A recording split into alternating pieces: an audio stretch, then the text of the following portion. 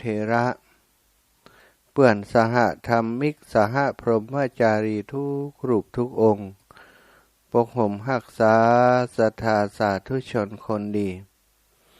เฒ่าแก่อีพ่ออีแม่ตั้งหลายทุกท่านทุกคนที่ติดตามรับฟังรายการสารธรรมยามบ่ายเสียงธรรมจากวัดบรรพตสถิตโดยอาตมาภาพพระมหาสมชาติชาตปัญโยวัดบรรพตสถิตอำเภอเมืองจังหวัดลำปางรับผิดชอบดำเนินรายการทุกวันพฤหัสบดีเวลา 15 นาฬิกาถึง 16 นาฬิกา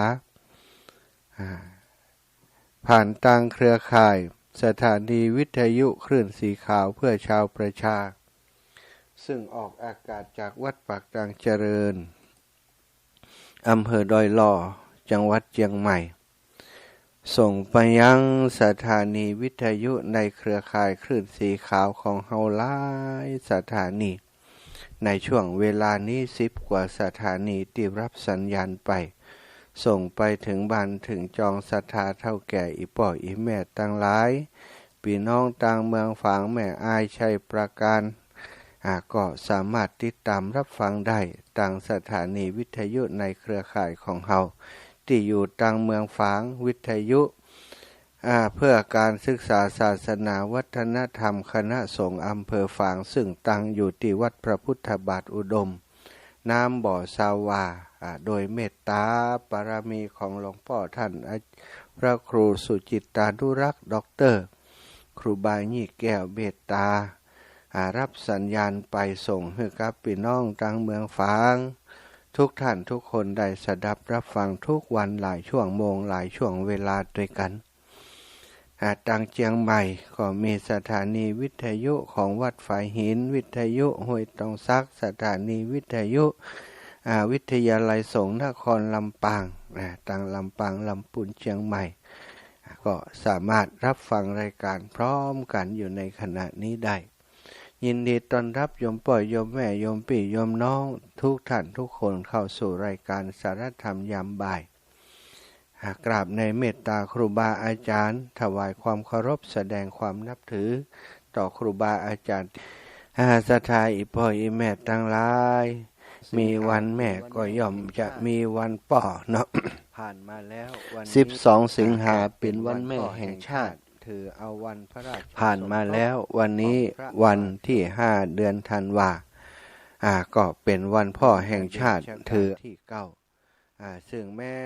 วันนี้พระองค์จะเสด็จสวรรค์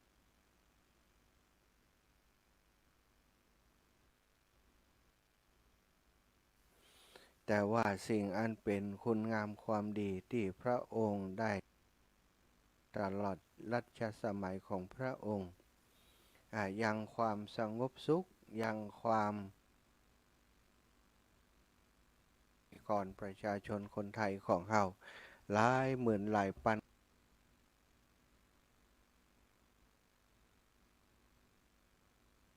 ทำเพื่อประสบนิกรคนไทยและชาวโลกทั้งหลายพระองค์ได้กระทำในตลอดนับว่าเป็นโครงการที่มีประโยชน์ต่อพื้นแผ่นดินไทยต่อประสบ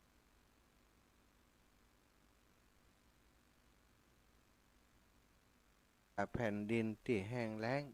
บ่มีที่ทำกิน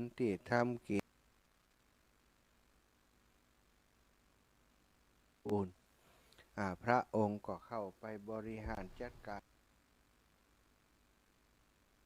อ่างไกลชนบทท่านหนทางธุระกันดารสักเพียงใดก็บ่ใจปัญหาอุปสรรคท่านหนทางธุระกันดารสักเพียงใดก็บ่ใจปัญหาอุปสรรคในการทำงานของพระองค์เสด็จไปทรงงานเกือบจะทุกพื้นที่ทุกตารางนิ้วของแผ่นดินไทยของเฮาสดาบนเขาบนดอยที่ใครไปบัดถึงแต่พระองค์นี้ทรงเสด็จไปถึงทุกที่ทุกตารางนิ้วถือว่าเป็นแผ่นดินของพระองค์ ฉะนั้นพระองค์จะบ่ทิ้งลูกของพระองค์บ่ทิ้งครอบครัวของพระองค์พระองค์เสด็จไปทุกพื้นที่ไปโปรดพี่น้องต่างบนดอยบนเขาที่ห่างไกลบ่มีน้ำบ่มีไฟบ่มีไฟฟ้าบ่มีถนนหนทางนำไฟฟ้าไปนำถนนหนทางไปนำอาชีพนำการเกษตรบนพื้นที่สูงไปศรัทธาญาติโยมจนเกิดโครงการในพระราชดำริมากมายขึ้นในประเทศไทยของเราในยุคสมัยของพระองค์คงบ่แปลกตีหมู่เฮาตั้งหลายเพราะว่าจะเด็กเล็กผู้ใหญ่แต่เด็กตั้งแต่เด็กน้อยที่จำความได้อยู่ในรัชสมัยของพระองค์จะมีความทรงจำที่ดีต่อพระบาทสมเด็จพระเจ้าอยู่หัวภูมิพลมหาราชพ่อหลวงของปวงชนชาวไทยของเฮาทุกวันที่5 เดือนธันวาหมู่เฮาก็มาประกอบคุณงามความดีหลายสิ่งอย่างเพื่อจะอุทิศบุญกุศลคุณงามความดีนั้นส่งไปให้กับพระองค์แม้พระองค์ยังทรงมีพระชนอยู่เมื่อสมัยยังดำรงพระชนอยู่เฮาก็ได้ทำคุณงามความดีเพื่อจะเป็นพระราชกุศลแด่พระองค์เมื่อพระองค์ได้เสด็จสวรรคตไปหมู่เฮาก็ทำบุญอุทิศผลบุญเป็นทักษิณานุปทานกิจถวายไปให้กับพระองค์ศรัทธาญาติโยมเป็นการสำนึกในพระมหากรุณาธิคุณอย่างหาที่สุดหาประมาณบ่ได้ทุกคนคงจะเป็นเหมือนกันเนาะแม้กระทั่งพระสงฆ์องค์สังฆเจ้าต่างๆเมื่อถึงวันที่5 ธันวามหาราชก็มีกิจกรรมทางศาสนาวัดวาอารามต่างๆที่อยู่ในเมืองอยู่ในชุมชนใหญ่ๆตั้งหลายก็จัดกิจกรรมอันเกี่ยวเนื่องกับสถาบันพระมหากษัตริย์โดยเฉพาะการทำบุญต่างๆนั้นทำเหมือนกับเป็นวันพระวันหนึ่งสถาก็เพื่อจะอุทิศกัลปนาทักษิณานุปทานกิจที่เฮาทำนั้นไปให้กับพระบาทสมเด็จพระเจ้าอยู่หัวพระองค์จะอยู่ที่ไหนก็ตามอาตมามีความเชื่อว่าพระองค์ถ้าเป็นเทวดาอยู่สวรรค์ก็ส่องหูเล็งหันเป็นห่วงพระโสกนิกรของพระองค์อยู่เหมือนเดิมเหมือนกับพระองค์ยังทรงมีพระชนอยู่เวลาเกิดน้ำท่วมก็ดีเกิดภัยพิบัติต่างๆก็ดีสิ่งหนึ่งที่อาตมาว่าคนไทยบ่เคยลืมก็คือนึกถึงพระบารมีของพระองค์ตลอดช่วงที่ผ่านมาศรัทธาญาติโยมไปช่วยเหลือน้ำท่วมหันนี่ต่างๆสิ่งหนึ่งที่อยู่ในใจคิดถึงพระดำรัสของพระองค์ที่จะทำประโยชน์สุขแก่ปวงชนชาวไทยพระองค์นั้นบ่เคยสุขสบายแม้แต่วันเดียวตลอดช่วงยุคสมัยของพระองค์แม้กระทั่งว่ายามที่ประชวรอยู่นั้นก็ยังทรงงานศรัทธาญาติโยมช่วงที่ยังมีพระวรกายแข็งแรงนี่เกิดน้ำท่วมที่ไหนลงพื้นที่โดยพระองค์เอง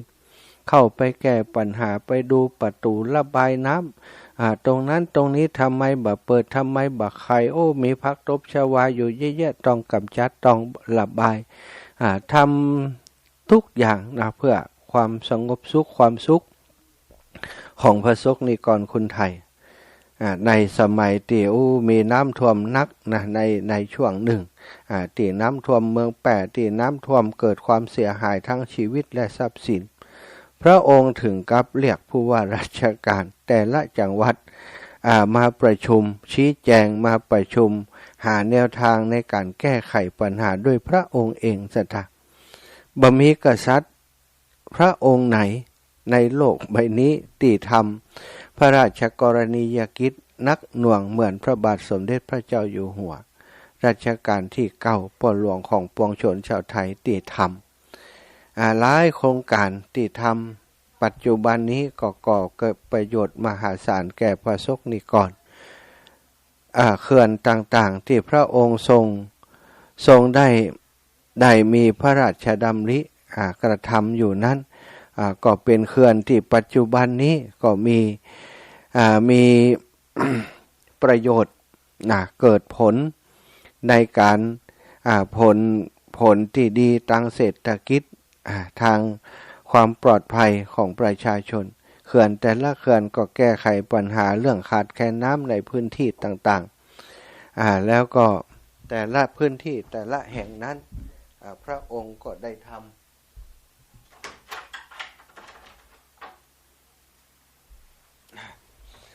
เพื่อพระสงฆ์นิกรประชาชนคนไทยของเรามาโดยตลอดศรัทธาญาติโยมทั้งหลายอีปอยอีแม่ทั้งหลายทุกท่านทุกคนก็ฮู้เนาะฮู้ในเรื่องนี้กันโดยตลอดเช่นเดียวกันเพราะฉะนั้นในวันนี้หลายๆคนตื่นเช้ามาได้ทำบุญทับบาตรได้ถวายข้าวน้ำโภชนาอาหารต่างๆทำกิจกรรมที่ดีหลายคนก็ไปปลูกป่าไปทำสาธารณประโยชน์หลายอย่างเนาะแล้วแต่กิจกรรมของไผ่ของมันกิจกรรมของตั้งราชการเปิ้นก็ทำกันกิจกรรมในภาคของประชาชนส่วนบุคคลก็ทำกันวันนี้ก็เป็นวันหยุดด้วยทำไมต้องหยุดสถาก็หยุดเพื่อจะระลึกถึงคุณงามความดีของพ่อของแม่ของพระบาทสมเด็จพระเจ้าอยู่หัวที่พระองค์ทรงเป็นกษัตริย์ที่บัดได้อยู่บนบัลลังก์ทองบัลลังก์เมฆอยู่เหนือเมฆพระองค์เป็นกษัตริย์ที่อยู่ติดดินภูมิพลภูมิพโลเป็นเหมือนแผ่นดินสถาแผ่นดินนี้ก็คือสถานที่ที่ให้หมู่เฮาได้ทำอยู่ทำกินได้มีติดินเหยียบได้มีติดินเยี่ยมได้มีติดินสำหรับปลูกทำกินต่างๆพระองค์เป็นเหมือนดังแผ่นดินที่ทำให้พระสงฆ์นิกรชาวไทยตั้งหลายได้พึ่งพาพระองค์ได้มีที่อยู่ที่กินที่อยู่ที่อาศัยศรัทธาอีพ่ออีแม่ตั้งหลายคงบ่มีไผปฏิเสธถึงคุณงามความดีของพระองค์ที่พระองค์ทำไว้ถามว่าพระองค์ได้หวังสิ่งตอบแทนอะไรอย่างหรือไม่ในสิ่งที่พระองค์ทำลงไปอาตมาคิดว่าถ้าพระองค์ตอบได้และตอบให้หมู่เฮาฟังก็คงจะบอกว่าความสุขพระองค์หวังความสุขของพระองค์ก็คือการที่ประชาชนลูกของพระองค์ที่อยู่ในแผ่นดินที่พระองค์ได้ปกครองอยู่เย็นเป็นสุขอยู่ดีมีสุขมีความสุขมีความสบายอันนั้นคือความปรารถนาของพระองค์ฉะนั้นพระองค์จึงได้ตรากตรำทำงานนักแก้ไขปัญหาต่างๆในยุคสมัยนั้นอย่างบ่มีวันหยุดบ่มีวันหยุดสำหรับพระเจ้าอยู่หัวข้าราชการเปิ้นหยุดวันเสาร์วันอาทิตย์วันนักขัตฤกษ์ต่างๆเปิ้นหยุดกันแต่พระเจ้าอยู่หัวนี่ทรงงานทุกวันดังมีบันทึกต่างๆในรัชสมัยของพระองค์ที่หลายๆคนที่เกี่ยวข้องสมเด็จพระเทพก็ดีเนาะพระราชินีก็ดีได้ปรารภถึงเรื่องการทำงานการทรงงานของพระองค์แม้กระทั่งการใช้ชีวิตแบบพอเพียงที่พระองค์ใช้อยู่พระเจ้าอยู่หัวพระองค์นี้เป็นพระเจ้าอยู่หัวที่บ่ได้มีความฟุ้งเฟ้อมีความฟุ่มเฟือยอย่างสักอย่างทำตัวให้เป็นตัวอย่างแก่พระสงฆ์นิกรมาตั้งแต่พระองค์ทรงเป็นพระราชโอรสพระราชกุมารพุ่นละเนาะยังบ่ได้เสวยราชพระองค์ก็เป็นผู้ที่มีความประหยัดมัธยัสถ์เป็นคนที่มีความพอเพียงในการใช้ชีวิตในทุกด้านเมื่อแม้กระทั่งมาเป็นพระเจ้าอยู่หัวแล้วพระองค์ก็ทรงเป็นผู้ที่ประหยัดดินสอที่ทรงงานสมเด็จพระเทพเคยทรงเล่าไว้ว่าดินสอที่ทรงงานเนี่ยแม้กระทั่งว่าเหลือประมาณสัก1 เซนนี้ยังเอามาใจอยู่สถาเอามาต่อกับหลอดกับปากกาที่มันสามารถเอาเสียบเอาซุกกันได้ใช้จนหมดอีพ่ออีแม่ทั้งหลายในยุคสมัยนี้เราจะหารว่าคนทั้งหลายบ่ได้ใส่ใจเกี่ยวกับความประหยัดทรัพยากร เกี่ยวกับสิ่งหมู่นี้มันคงจะมีนักเกินไปเนาะปัจจุบันแต่บักก่อนนี้มันหายากหาเข็มสอใจซักแท่งนี่ก็โอ้บัดใจเสาะหาได้ง่ายๆแต่บัดเดียวนี้มันก็มีกันเยอะแยะไปหมดคนตึงบาหารคุณค่าดินสอของพระเจ้าอยู่หัวนี่ใจจนปอมดใส่มันถึงจะเอาทิ้งแม้กระทั่งของใจส่วนพระองค์อย่างเช่นยาสีฟันอีกยาสีฟันนี่บีบแล้วบีบแหมบีบจนมดยศสุดท้ายมดแล้วยังปอจะสถายังมาปาดตั้งตูดเปิ่นออกหน้าปาดออกเอากันไกรตัดออกใจเฮมดเสียงเลยศรัทธาญาติโยมทั้งหลายเฮาจะหันถึงพระปรีชาอันลึกซึ้งอันหาที่สุดบ่ได้เนาะว่าจะไปเปรียบประเมินกับอะไรอย่างที่พระองค์ทรงทำทุกอย่างทุกประการเป็นสิ่งที่กระตุ้นเตือนจิตสำนึกของคนไทยของเฮาว่าเฮาทั้งหลายควรจะรัดเข็มขัดควรจะรู้จักประหยัดในการใช้ทรัพยากรต่างๆทรัพยากรธรรมชาติมีจำกัดถ้าเฮาบ่รู้จักทนุถนอมใจอย่างคุ้มค่าใจอย่างมีประโยชน์แล้วก็เป็นการใช้จ่ายอย่างฟุ่มเฟือยทำให้ทรัพยากรที่มีอยู่บ่เพียงพอต่อประชากรบนโลกนี้แล้วก็มันก็เป็นความฟุ่มเฟือยโดยใช่เหตุพระองค์จึงประหยัดให้เฮาฮู้ให้เฮาหันเป็นพระอุปนิสัยส่วนพระองค์เลยทีเดียวเนาะบ่ได้เสแสร้งแกล้งทำแต่ประการใดทุกอย่างที่พระองค์ทรงทำเป็นความสุขส่วนพระองค์ที่พระองค์ได้ทำแล้วก็มีความสุขและก็เป็นแบบอย่างให้พระสงฆ์นิกรทั้งหลายได้เอาเป็นแบบอย่าง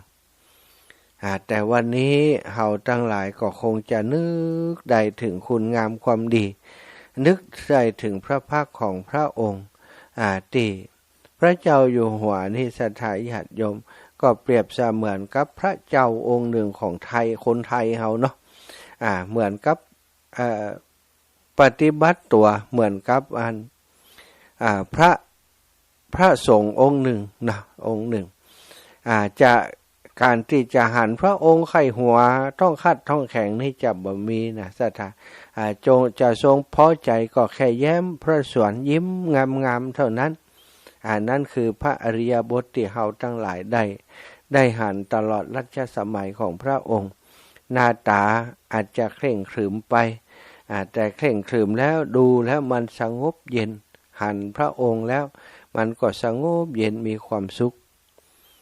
ปัญหาต่างๆบ่ว่าจะเป็นปัญหาความแห้งแล้งความยากจนปัญหาทั้งการเมืองทุกอย่างพระองค์เข้าไปแก้ไขตลอดช่วงรัชสมัยของพระองค์ก็ทำให้พระสงฆ์นิกรของเฮาได้ผ่านปัญหาอุปสรรคมาด้วยกันได้ผ่านพ้นวิกฤตต่างๆมาตลอดยุคสมัยของพระองค์เมื่อวันนี้บ่มีพระองค์อยู่แล้วสิ่งที่เฮาระลึกนึกถึงได้ก็คือคุณงามและความดีที่พระองค์ทรงสร้างไว้กับพระสงฆ์นิกรคนไทยทั้งหลายอันใดดีอันใดที่มันมีประโยชน์เมื่อระลึกถึงแล้วก็น้อมมาใส่จิตใส่ใจของตัวเฮากวนที่เฮาทั้งหลายจะมีความเสียสละอย่างน้อยนะบ่ได้ 100% ก็สัก 1% 2% สักยิบมือหนึ่งที่ของที่พระองค์ได้ทำให้เฮาฮู้ให้เฮาหันทั้งหลายทำแต่เพื่อประโยชน์แก่ผู้อื่นพระองค์ทรงเกิดมาเหมือนกับเป็นพระโพธิสัตว์พระโพธิสัตว์เกิดมาเพื่อจะให้คนอื่นได้มีความสุขเกิดมาเพื่อจะช่วยเหลือคนอื่นเกิดเมื่อเพื่อจะสร้างสมปุญญาบารมีของตัวเองพระเจ้าอยู่หัว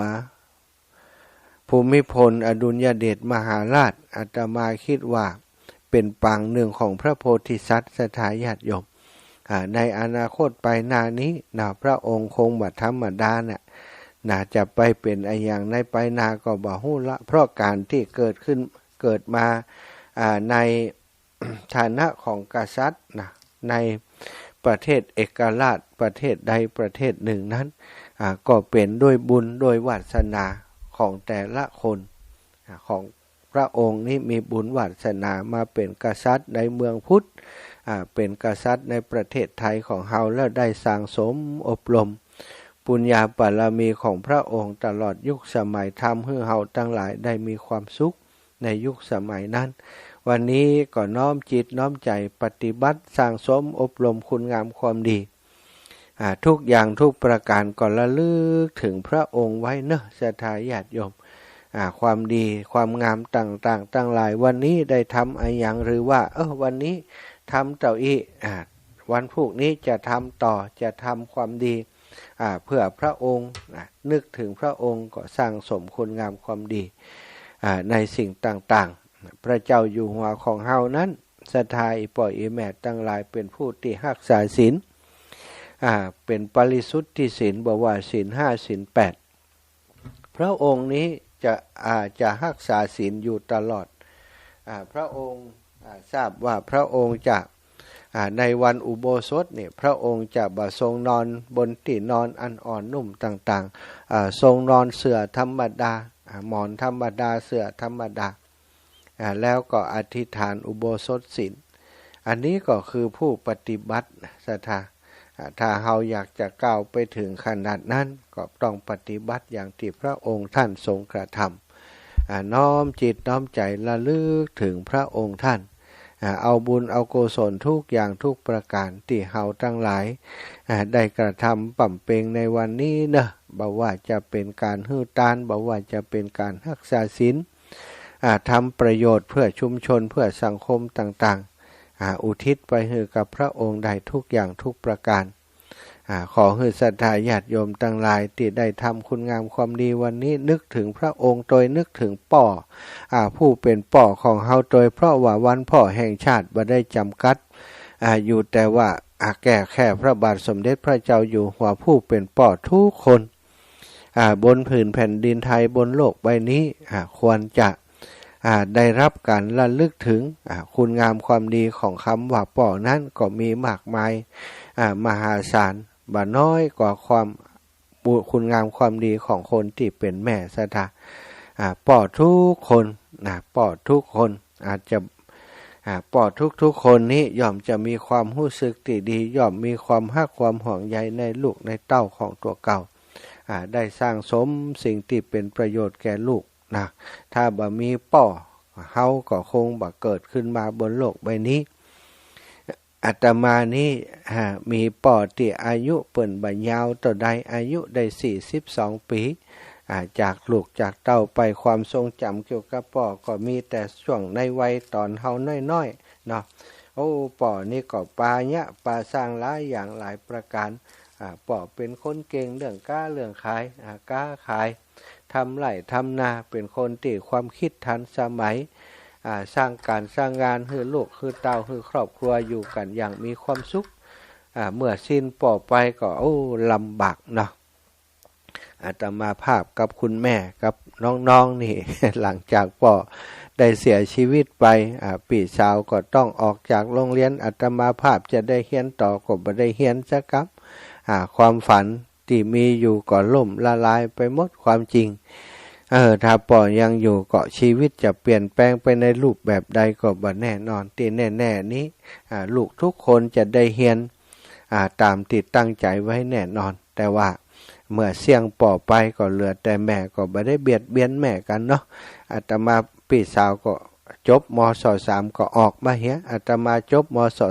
.3 ก็เสาะหางานหาการทำแล้วก็ได้มาบวชเป็นสามเณรมาเป็นพระสงฆ์องค์สังฆเจ้าเรียนบาลีไปน้องบ่าวก็บ่ได้เรียนสักกรรมน้องสาวก็จบแค่ปวชศรัทธาเนื่องจากว่าคนที่เป็นเสาหลักของครอบครัวล้มหายตายจากไปก็ทำให้ลูกเต้าลำบากแต่อย่างใดก็ตาม DNA ที่ได้รับจากคุณพ่อคือความเมตตาอารีมีน้ำจิตน้ำใจก็ได้ส่งทอดมาหาลูกหาเต้าทุกคนเนาะเวลานึกถึงป่อมานั่งเรื่องป่อมันก็มีความสุขนะสัทธาป่อนี้จะเป็นคนที่อารมณ์ดีเป็นคนที่กล้าขายเก่งเป็นคนที่เก่งทักษะในการในการสนทนาเนี่ยสุดยอดนะโยม โยมป่อของอาตมาไปที่ไหนนี่คนสมัยก่อนนี่อันวัยรุ่นนะวัยรุ่นนี่หุ่มไม้อยู่ใกล้ป่อ พอเปิ่นมีเรื่องตลกมีเรื่องไอ้อย่างต่างๆมีประสบการณ์ในชีวิตเยอะเล่าเรื่องโน้นเรื่องนี้หมู่วัยรุ่นหมู่ละอ่อนกลุ่มหนุ่มสาวเมื่อก่อนนี่ชอบนะก็อยู่ด้วยลูกด้วยหลานได้แค่อายุ42 ปีเนาะได้เสียชีวิตจากไป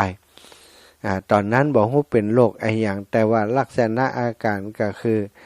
อยู่ดีๆก็บอกว่าหายใจบ่ออกหายใจบ่ออกแล้วก็สุดท้ายก็ได้เสียชีวิตไปน่าจะเป็นโรคหัวใจเนาะขาดเลือดหล่อเลี้ยงไออย่างต่างๆนี่แหละนะได้เสียชีวิต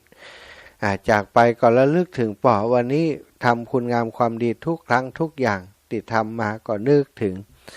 เพื่อแผ่ไปให้ป่อเนาะความที่ป่อเปิ่นได้เกิดเฮามาสร้างเฮาให้เป็นคน ได้มาเป็นพระสงฆ์องค์สังฆเจ้าได้ทำประโยชน์แก่พระพุทธศาสนาสิ่งเหล่านี้ก็จะเป็นคุณงามความดีที่เฮาสามารถส่งไปให้กับป่อได้อย่างหนึ่งเหมือนกันคนที่เป็นลูกถ้าสร้างคุณงามความดีนั้นมันก็จะส่งไปถึงบุพการีของเฮาเป็นป่อเป็นแม่ก็ตามก็จะได้บุญที่เฮาสร้างเฮาทำนั้นได้อยู่เหมือนกับที่เฮาได้นะเฮาได้อย่างใดคนเป็นป่อเป็นแม่ก็จะได้อย่างอันเหมือนกันแต่ว่าจะต้องมีจิตใจที่อุทิศไปนะนึกถึงป่อถึงแม่แล้วก็บอกว่าเฮามีชีวิตที่ดีขึ้นได้ทุกวันนี้ก็เพราะเปิ้นก็ขอส่งบุญนี้ไปให้กับเปิ้นวันนี้หลายคนเนาะอาตมาไปบิณฑบาตเปิ้นก็ตานขันเข้าตานหาป่อหาแม่วันนี้จะอันปั่นปอนจ้าหน่อย ปั่นปอนจ้าหน่อยเนื่องจากว่าต้องห้ำหิห้ำไห้ให้คนที่เปิ่นได้ทำบุญวันนี้อ้างถึงว่าวันนี้เป็นวันป่อแห่งชาติศรัทธาญาติโยมเปิ่นมาทำบุญเพื่อเจ้าที่ทราบผลบุญตานไปให้ป่อหลวงของปวงชนตัวให้ปิตามารดาของตัวเก่าตัวบุญกุศลที่ทำก็ขอให้ไปถึงไปเติงนี่นะคือพ้นจากตีอยากคือพรากจากตีตุกคือเปิ่นได้ถึงสุขตามที่หมู่เฮาปรารถนาอยากคือเป็นนะแม้นว่าเปิ่นตุกอยู่ก็เอาบุญนี้ไปยกไปย้ายไปโคดไปคล้ายคือเปิ่นไปสู่ที่สุขที่สบายอย่างที่เฮาต้องการเนาะศรัทธาญาติโยมนี่ก็คือปรารภถึงวันพ่อแห่งชาติวันพ่อแห่งชาติก็โดยความหมายใจความก็เป็นวันป่อที่ป่อหลวงของปวงชนชาวไทยอันเป็นวันพระราชสมภพของพระองค์เอาวันนี้มาเป็นเหตุในการจัดวันป่อแห่งชาติขึ้นวันป่อแห่งชาติก็เป็นวันที่ทุกคนได้ทำกิจกรรมอันเป็นประโยชน์นะสร้างประโยชน์เพื่อจะส่งประโยชน์นี้ส่งบุญส่งกุศลนี้ไปให้กับป่อของเฮาทุกคนศรัทธาญาติโยมช่วงนี้ขออนุญาตพักเสียงสกรรมเด้อขออนุญาตดื่มน้ำสกรรมฟังเพลงนี้ซึ่งเป็นเหมือนกับชีวิตของใครคนหนึ่งนะพระเจ้าอยู่หัวก็มีชีวิตเปรียบเสมือนเพลงนี้เหมือนกันฝากเพลงนี้ให้กับศรัทธาญาติโยมได้รับฟังสักเพลงเด้อ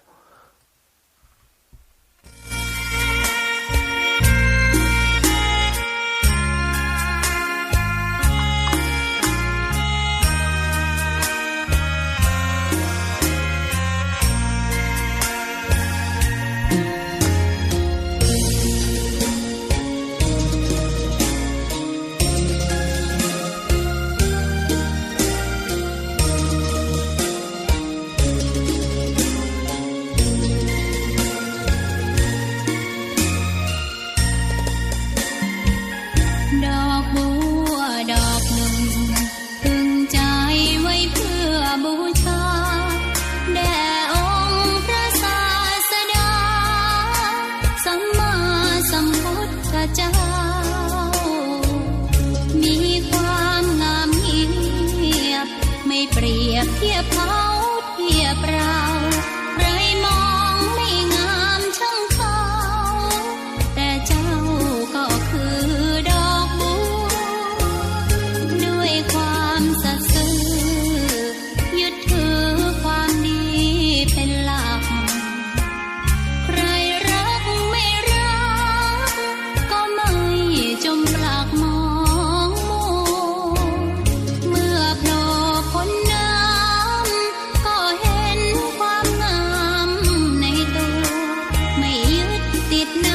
ตมชั่วขอเป็นดอกบัวดอกดีใครไม่มองว่าบัวงามเด่นแต่บัวก็เป็นดอกบัวทุกวันอย่างนี้ไม่อยากเด่นดังแต่มุ่งหวังในทางเด่นดีเกิดมาเพื่อสร้างบารมีถวายชีพนี้บูชาดอกบัวดอกน้อยเฝ้าคอยคนที่ใจบุญมาโอบเอื้อเกื้อกูลรู้ค่าของบุญเก็บบัวขึ้นมาเพื่อสร้างความดีและเสริมบารมีดังว่าใช้ดอกบัวนี้บูชาพระสัมมาสัมพุทธองค์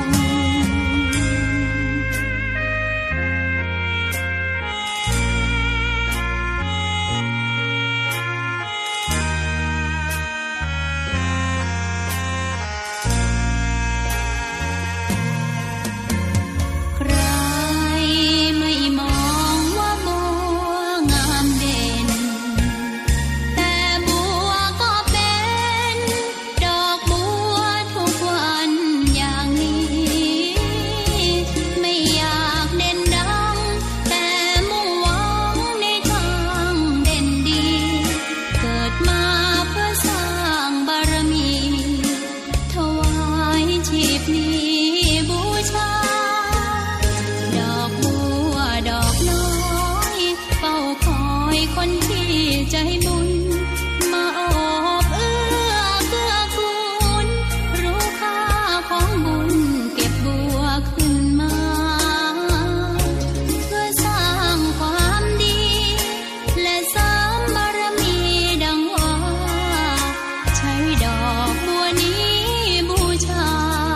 พระสัมมาสัมพุทธองค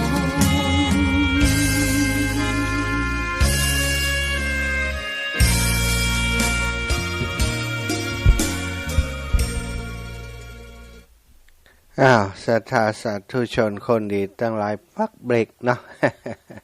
ฟังเพลงสักเล็กน้อยก็เป็นเพลงถือว่าเป็นเพลงธรรมะเนาะเป็นเพลงที่เป็นมีสารธรรมที่เป็นประโยชน์ให้กำลังใจกับคนที่ทำคุณงามความดีบางคนก็น้อยเนื้อตามใจทำทีบ่ได้ดีทำคุณไถ่ทำคุณบ่เป็นคุณบ่เป็นประโยชน์น้อยใจบางเทื่อบางทีก็ทำให้ท้อแท้ในการทำคุณงามความดีศรัทธาญาติโยมทั้งหลายฟังเพลงนี้เป็นเพลงที่ส่งเสริมกำลังใจถ้าเราทำความดีโดยบริสุทธิ์ใจจะไผจะเยินยอก็ตามบ่เยินยอก็จังทำไปเนาะอย่างพระเจ้าอยู่หัวทรงพิสูจน์คือพระสงฆ์นิกรไทยตั้งหลายคนไทยตลอดทั่วโลกได้หันพระจริยวัตรอันงดงามที่พระองค์ทรงสร้างพระองค์ก็คงเหมือนกับในเนื้อหาของเพลงนี้เนาะทำเพื่อเป็นพุทธบูชาพระองค์เป็นชาวพุทธที่เข่งคัดอยู่คนหนึ่งทำเพื่อจะสร้างคุณงามความดีเพื่อจะถวายเป็นพุทธบูชาเช่นเดียวกันเพื่อเป็นประโยชน์แก่โลกศรัทธาญาติโยมวันนี้วันที่5 ธันวานอกจากจะเป็นวันพ่อแห่งชาติแล้วก็ยังเป็นวันชาติไทยด้วยนะวันพ่อแห่งชาติด้วยเป็นวันชาติไทยด้วยแล้วที่สำคัญก็คือเป็นวันดินโลกคณะกรรมการเกี่ยวกับสิ่งแวดล้อมของโลก193ประเทศลงมติกันว่าเลือกเอาวันที่5นี้เป็นวันดินโลกวันดินโลกทำไมต้องมีวันดินโลกโดยศรัทธาเพราะว่าโลกนี้มีพื้นดินเป็นที่อยู่เป็นที่อาศัยของมนุษย์ทุกผู้ทุกคนที่อยู่บนโลกนี้ถ้าโลกนี้บ่มีดินเขาจะอยู่กันอย่างใดศรัทธาที่อยู่อาศัยก็อยู่บนดินที่กินเนาะที่กินที่อยู่ที่อาศัยอยู่บนดินหมดทุกอย่างทุกประการ ผลละหมากหลากไม้นะก็ต้องปลูกที่บนดินดินเป็นที่อยู่ที่อาศัยของทรัพย์ชีวิตทั้งหลายแต่ปัจจุบันนี้ดินบนโลกของเฮานี่ถูกทำลายให้เสื่อมสภาพไปด้วยเรื่องของเศรษฐกิจนะเรื่องของอาชีพต่างๆที่ทำกันบนโลกใบนี้มีส่วนทำให้ดินนี่เสื่อมสภาพไปดินเคยมีธาตุอาหารดินเคยอุดมสมบูรณ์เป็นที่อยู่ของสิ่งมีชีวิตต่างๆจุลินทรีย์ในดินก็อย่างก็ต่างๆนี่ระบบเป็นเรียกว่าระบบนิเวศวิทยาสมบูรณ์ในยุคสมัยก่อนแต่ว่าพอเข้าสู่ยุคเกษตรกรรมยุคอุตสาหกรรมนี่มีการทำลายผืนแผ่นดินไปในหลายรูปแบบตัดต้นไม้นี่ก็ถือว่าทำลายดินเหมือนกันนะต้นไม้นี่ก็อาศัยดินดินก็อาศัยต้นไม้อิงอาศัยกันอยู่ทำให้เกิดความสมบูรณ์อยู่อิงอาศัยกันแต่พอคนมนุษย์นี่เป็นตัวที่ทำลายทุกสิ่งทุกอย่างมนุษย์นี่เปรียบกับยักษ์เหมือนกันนะญาติโยมตัดต้นไม้ฆ่าสัตว์ดินนี่บ่อยากจะให้มียาอยากจะให้สะอาดบ่ให้มียาเอายาฆ่าหญ้าผลิตสารเคมีไปพ่นไปฆ่าหญ้าจุลินทรีย์ในดินต่างๆสารอาหารดีๆต่างๆที่เป็นประโยชน์แก่สัตว์แก่ต้นไม้ที่อยู่ในดินพลอยได้ถูกทำลายไปโดยเสียหายไปโดยแผ่นดินก็เกิดความแห้งแล้งเกิดกลายเป็นจากดินดีๆกลายเป็นทะเลทรายไปก็เยอะเนาะอย่างที่เฮาได้ประสบภัยพิบัติที่ผ่านมาก็ย้อนที่มนุษย์ทั้งหลายทำลายผืนแผ่นดินนั่นเองน้ำท่วมมาภูเขาถล่มลงมาซึ่งบัดก่อนมันบ่เคยเกิดขึ้นมันบ่เคยมีขึ้นบัดเดียวนี้โอ้โหญาติโยมน้ำท่วมแต่ละทีสิ่งติดตามมากับน้ำท่วมคือดินโคลนต่างๆมาจากบนเขาบนดอยที่ดินหน้าดินมันบ่มีแล้วเนาะหน้าดินถูกทำลายโดยการเกษตรโดยการทำการเกษตรที่ผิดวิธีโดยความหันแก่ตัวของมนุษย์ทำลายดินก็เสื่อมสภาพไปปัจจุบันนี้ญาติโยมบ่เหมือนยุคอีป่ออีแม่เมื่อ100 ปีที่ผ่านมานี้แผ่นดินเฮาอุดมสมบูรณ์ปัจจุบันนี้บ่ใจแค่ประเทศของเฮาทั่วโลกก็มีปัญหาถึงกับต้องนั่นลงกันว่าทุกปีจะต้องระลึกถึงเรียกว่าระลึกถึงแผ่นดินเนี่ยอย่างใดจะให้แผ่นดินของเฮากลับมาอุดมสมบูรณ์จะช่วยกันได้อย่างใดอันนี้ก็คือความคิดของคนทั้งโลกที่ตระหนักถึงภัยพิบัติที่เกิดขึ้นจากน้ำมือมนุษย์ก็เลยเอาวันที่5 เดือนธันวานี้เป็นวันดินโลกไปอีกวันหนึ่งเนาะวันพ่อแห่งชาติวันชาติแล้วก็เป็นวันดินโลกเนอะมี3 วันด้วยกันซึ่งถือว่าเป็นสิ่งดีๆ3 อย่างมาอยู่ด้วยกันเนาะ3 อย่างดีที่1ก็คือวันนี้เป็นวันพ่อก็คือผู้ที่สร้างโลกทำให้หมู่เฮาทั้งหลายได้เกิดขึ้นมาอุปถัมภ์ค้ำชูดูแลเฮามาแล้วก็วันชาติประเทศชาติของเฮาเป็นที่อยู่ที่อาศัยของพระสงฆ์นิกรชาวไทยถ้าบ่มีชาติไทยเฮาก็เป็นคนไร้สัญชาติบ่มีที่อยู่ที่อาศัยก็ลำบากเฮามีที่อยู่อาศัยเพราะว่าเฮาเป็นคนไทยมีชาติไทยเป็นที่อยู่อาศัยเป็นอิสรภาพบ่ได้เป็นเมืองขึ้นของไผแล้วสำคัญอีกวันหนึ่งก็เป็นวันดินโลกทนเฮาถ้าบ่มีดินเฮาก็คงจะมีชีวิตเหมือนกันเพราะทุกอย่างที่เฮากินเฮาอยู่นี่อยู่บนดินทั้งหมดควันหรือไม่ที่เฮาจะฮักดินดูแลแผ่นดินคืออุดมสมบูรณ์ต่อไปถึงบ่ได้ยะหยังก็ขอจะไปทำลายเปิ้นเนาะเอาสารเคมีเอาสิ่งบ่ดีไปเติมไปเตรียมลงในดินเท่ากับว่าเฮาทำลายผู้มีอุปการะคุณแก่เฮาเอาละญาติโยมเวลานี้ก็ถึงเวลาที่จะแบ่งปันเฮือญาติโยมที่ฟังอยู่ต่างบ้านต่างจองโทรเข้ามามาจาสนทนากันเนอะพี่น้องต่างเมืองฝางฟังอยู่ก็จะต่างเมืองฝางโทรมามาจากกันเจียมเนอต่างเมืองฝางต่างเจียงใหม่ ตังลำปางฟังอยู่ที่ไหนเนาะช่วงบ่ายนี้ฝ่ายฟังอยู่ที่ไหนพ้องโทรมาเป็นกำลังใจมามาจารายงานผลการรับฟังหน่อย080 8844 173นะ0808844173ถวายความเคารพครับตุลุงอาจารย์สะใจจริงๆโอ้ที่พูดแบบนี้ขอบคุณครับตุลุงมาหายใจไม่สะดวกแล้วเนาะใช่ใช่ครับมันไม่รู้ตัวนะคนทำเนาะใช่ใช่อย่างเดียวไม่ได้ถึงว่าความเดือดร้อนใช่ใช่ใช่ตรงอยู่ไม่เป็นไรมันทุกข์เลยแย่อาจารย์เนี่ยทุกวันนี้ก็เนาะใจทุกข์ใจเลยใช่ถวายความเคารพครับพระอาจารย์กฤษนะตุลุงกฤษอยู่พุทธอุทยานเชียงใหม่ที่เชียงดาวเนาะไก่นะสถานบ่ใจก้อยๆเนอะฟังกันได้อยู่เนาะขอบคุณตุลุงทุกครั้งนะถ้าฟังรายการก็โทรมาเป็นกำลังใจแจ้งผลการรับฟังถือว่าเป็นการแจ้งผลการรับฟังว่าได้ฟังอยู่ที่ไหนเนาะจะเลินพรโยมแม่เจ้าไว้ขาลูกเจ้าแม่เจ้าไอ้แม่ขอยำลูกนี่กำดอกที่ว่าเปิดจะเงาไปอยู่ที่ไหนแม่บ่ฮือไปนะแต่แม่บ่ฮือไปนะไม่ใช่ความคิดของเราเป็นความคิดของคนอื่นปล่อยเปิ่นคิดไปกดตัวถือเอื้นกดจังเขาบ่ต้องเอามาใส่ใจจ้าเนี่ยแม่ขอร้องลูกนะสาธุเจ้าแม่ก็คิดถึงคิดฮอดไปอยู่ไกลสักหน่อยเดี๋ยวแม่ไปหาได้เจ้าแม่สาธุเจ้าตะกี้ตุ๊ดมาโอ้อะไร0947จากที่ไหนโทรมาใหม่เนอะ0947จากที่ไหนโทรมาแถมใหม่ห้วยตองซักช่วงเย็นนี้ได้ยินก่อจ้า7884แม่ซิมมุนีแก้วเจริญพร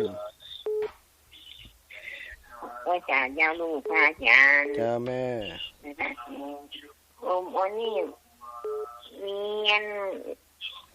านของพ่อมีเยอะนอนอยู่น้องเจ้าแม่อันนี้ตัวนี้ใส่พ่อแม่แยกอย่างกับตานั้นน้องบุญน้องเจ้าแม่นละเนาะโอ้ก็แม่อะไรฉันอันเสียพูดเกินไหมอ่ะเดี๋ยวกับคนอื่นโตมันไหนเคยไปลูกมันนั่นเองเจ้าอันนั้นเหมือนอย่างอื่นเดี๋ยวเนี่ยล้มไหลนอกจากนึกเจ้าวันนั้นนี่อย่าปล่อยหลวงอย่าลูกเจ้าวันที่26แม่วันที่26เดือนนี้เจ้าอันนี้เห็นป่ะเราก็สารวิหารนั่นแหละเจ้านั่นเห็นอันแขนทำไมเนี่ยอันยังเป็นเลยดีขึ้นละอีเมฆก็อยู่ใกล้เลยเป็นเปล่าอันงานต้องคุยจะงานกันจะทำเนาะเจ้าสาธุเนอะจ้าสาธุเจ้าเจริญปอนโยมแม่นวลยอดคำปันมาแล้วจากยอดดอยสะเก็ดเจ้าไว้สากเจ้า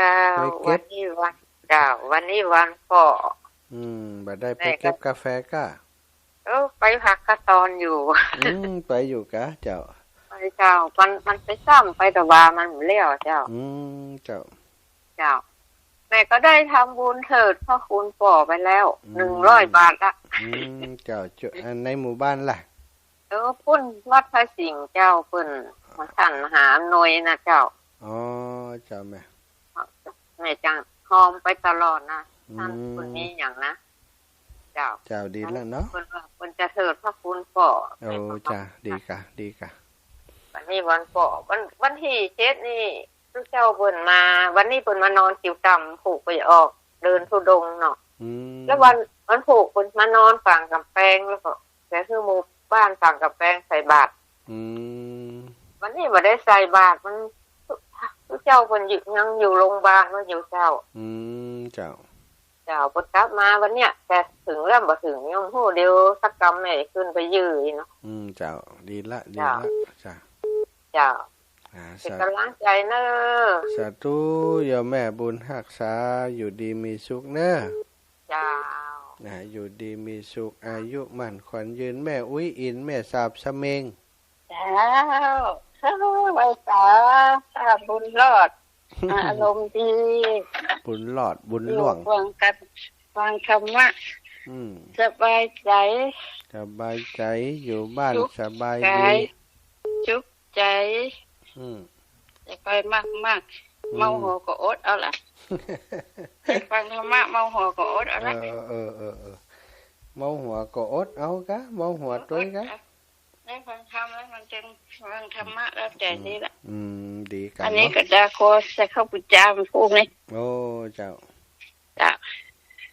เป็นกำลังใจเนอะมาถึงวันก็ม่วนถึงวันเนอะสาธุจ้าแม่อุ้ยอินแม่สาบสะเมิงปุ๊สะเมิงก็ฟังได้เนอะแม่ทองสุขสีที่นิ้วนาดงใต้เอาโทรมาแหมใหม่แม่ทองสุข7484กะแหมเบอร์1โทรมาแหมใหม่เนอะตะกี้ฮับบัตตัน7484 เลขเด็ดโทรมาแถมใหม่นะเบอร์เดิม0808844173เนอะ0808844173ชั่วโมงต่อไปท่านอาจารย์พระครูสิริธรรมบัณฑิตบ่ได้เข้าเนื้อเจ้าเปิ้นบอกว่าเสียงเป็นวัดจามติ๊กถ้าจะแพ้ผุ่นวันนี้เพียววัดท่านอาจารย์เสียงเป็นหวัดครับพระอาจารย์จามขนาดถ้าบ่ได้ออกเด้อครับวันนี้เพียววัดถ้าจะแพ้ผุ่นครับท่านอาจารย์พระครูบ่ได้เข้าวัดบ่ได้เข้ารายการแสดงว่าจะต้องเข้าต่ออีก1 ชั่วโมงนะศรัทธาญาติโยมแม่วันชั้นกำแพงเจริญพรแม่วันน้อยเจ้าแม่เป็นกำลังใจอันเลยที่ตามท่านตลอดเลยเป็นน้องสันกำแพงจะได้ไม่แอวก่อนนี่ป้อยหลวงนี่ถ้าจำได้ไปเจ้าจะชวนไม่แอวป้อยหลวงวัดวันพุธนะน้องปามกันเนาะเจ้าอีแม่ขอบคุณอีแม่เนอะเจ้าอยู่ดีมีสุขแม่ยายอ้วนแม่วันสันกำแพงสันกำแพงเหมือนกันแม่ยายพรร้องวัวแดงถ้าป้อยหลวงย้อใจไปเอาเลยมาแถวนี้จะบีบหัวใจยายพรเนี่ยขอหันเถอะใจหันขอเถอะขอหันใจยายพรอยู่เต็มนี่จะเอาไม่บุ๊บเหียเข้าใจเจ้าvậyจ้าคู่ไปน่ะมีคนเดียวอ่ะมึงนั่งนี่นั่นนี่บอกเป็นอย่างเนอะยายเนอะอยู่ยังเลี้ยงยังไงก็หาว่าน่ะเนาะเจ้าเหมือนกันนี่อยู่แค่เจ๊กโอ้โหเป็นยังบอกเป็นยังยายยังชื่อว่าสาธุบอกเป็นยังยายพร7484เจริญพรฮัลโหลพระอาจารย์เจ้าอันนี้แม่เงินนะเจ้าที่บ้านตาขน้อยนะเจ้าแม่เงินเจ้าโยมแม่อันแม่ว่าจะสั่งปฏิทินสาวแผ่นใบนะเจ้าได้เจ้าได้กะแล้วก็แม่ว่าจะเดี๋ยววันที่26นี่แม่จะไปถามพระอาจารย์ครับว่าพระอาจารย์จะส่งมาหรือว่าจะได้คือไปเอาคนเดียวบัดแน่วันที่26นี่อาจจะได้แล้วก็ได้วันที่26นี่นะบัดเดี๋ยวนี้อันย่ำได้ถามหลวงปู่ดีก็แต่ว่ามันจะแล้วมาได้แม่เจ้าวันที่26แม่จะไปก็ลองไปหาอาจารย์กำเนาะดิมดีก็จะนัดกันเนี่ยลำปางนี่นัดวันที่26เอานี่เลยจบข่าวเลยเจ้าอันก็ได้เนาะวันนั้นแม่จะไปจะแจกหน้าถามจังซ้อหั่นน่ะได้เพราะว่าพระอาจารย์สนิทกับหลวงแม่น จ้า สาธุเนอะแม่เจ้า เจ้าขอบคุณเจ้าพระอาจารย์ เจ้าแม่แม่อ้อยแม่แม่อ้อยหายไปหาท่านอาจารย์เสน่ห์กาลงนะพร้อมก็จ้าวันนี้จะจวนเข้ารายการตัวสักคำละเนาะอาจารย์เสน่ห์กาลงอยู่บ้านอยู่วัดก่อนนี่ไปไหนก่อนนี่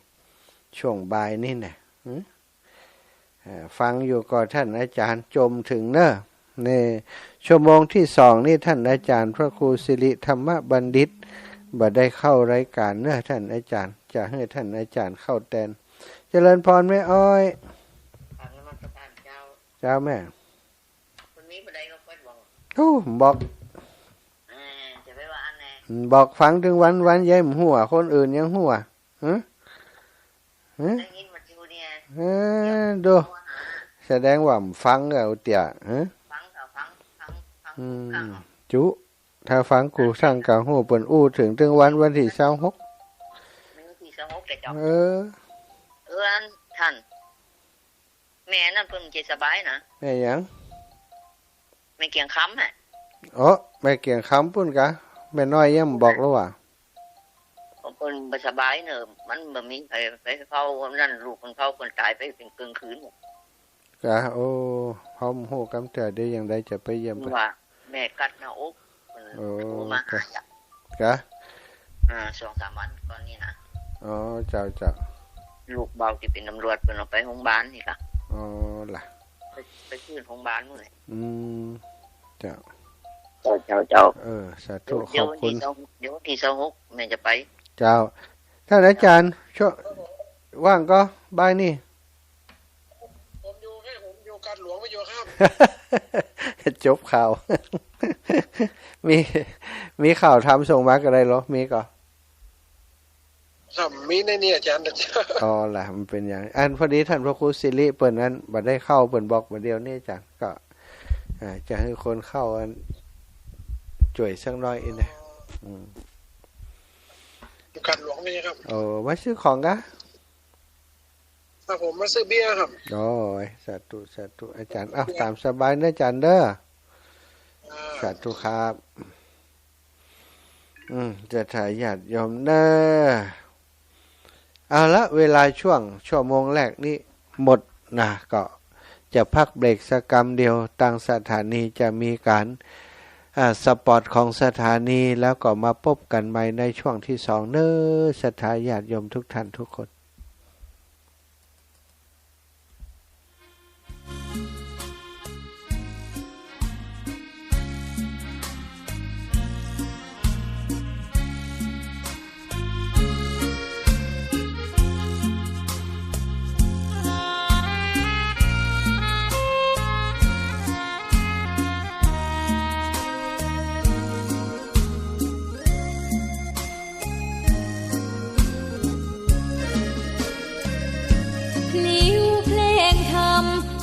ถ้อยคำเข้าถึงจิตใจฟังรายการวิทยุเสียงใสส่งถึงใจไปสู่ปลา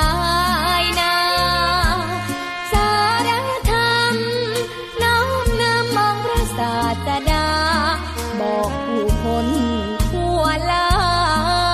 หันมาเข้าวัดฟังธรรมคลื่นเสียงนี้เป็นคลื่นธรรมะจากใจส่งถึงบ้านไกลฟังได้สุขใจล้ำยามดึกดื่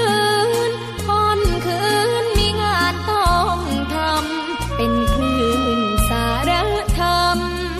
เน้นย้ำธรรมะเพื่อนใจเสียงคลื่นธรรมบอกหลักธรรมให้คลายความเหงาฟังเสียงธรรมะเบาบอกเล่าถึงคนบ้านไกลสื่อธรรมะบอกลดละวางด้วยใจสื่อไปถึงสวงในเข้าใจหลักธรรมหลักดี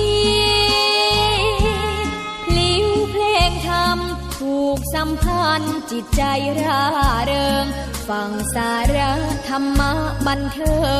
ง รื่นเริงในชีวิตยามวันว่างเดินทางไปเยี่ยมสถานีนัดพบกันน้องพี่วันนี้วันดีวันเสาร์สวดมนต์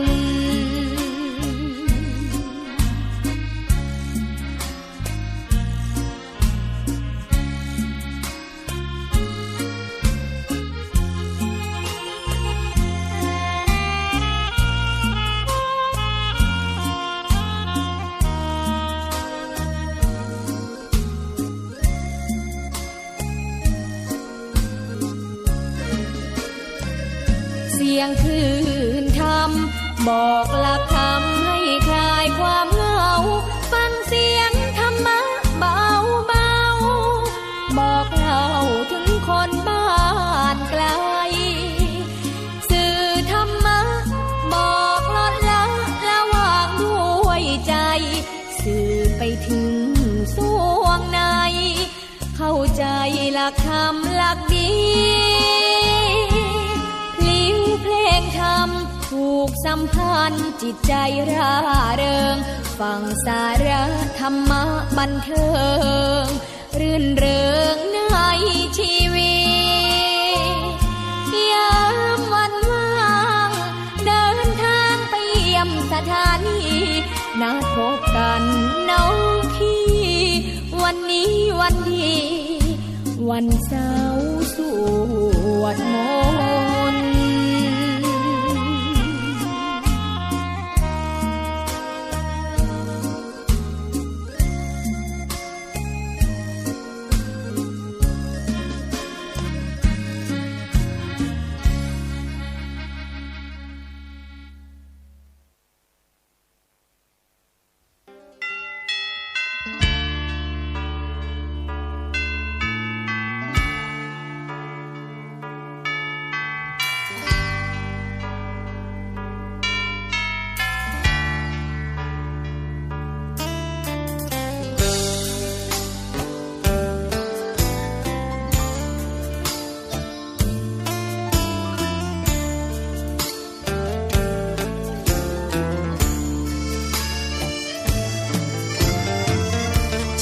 ชวนทุกท่านเข้าวัดเข้าวา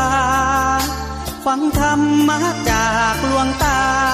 เสริมชีวาให้สุขสดใสยึดมั่นหลักธรรมคำสอนไว้ให้ขึ้นใจความดีรีบทำกันไว้หญิงชายอย่าได้นายนี้เชิญชวนทุกท่านเข้าวัดเข้าวาทำบุญด้วยจิตศรัทธาผลบุญพาให้เราสุขีจะทำการใดนำใช้ในสิ่งดีดีทำบุญให้ทานวันนี้ไม่มีใครว่าใครชังสมัยก่อนประทับใจปู่ย่าตายายวันพระไม่เคยเบื่อหน่ายจำได้ไม่ลืมสักครั้งเหตุใดวันนี้มีคนเข้าวัดน้อยจังอยากให้เหมือนก่อนอีกครั้งฝากความหวังกับคนรุ่นใหม่เชิญชวนทุกท่านเข้าวัดเข้าวารับศีลรับพรหลวงตาเสริมคุณค่าให้กับจิตใจกระทำความดีเรื่องนี้ไม่ต้องอายใครว่างจากการงานเมื่อใดเชิญชวนท่านไปทำบุญ